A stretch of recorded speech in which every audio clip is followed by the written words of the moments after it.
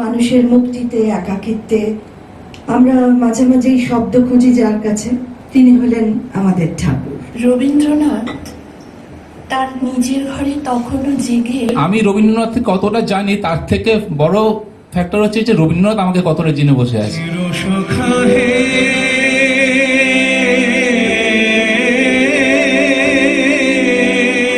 To find the least little grain of gold among the poor hills. আপনার পায়ে ধরছি, এখনকার মতো ছুটি দিন।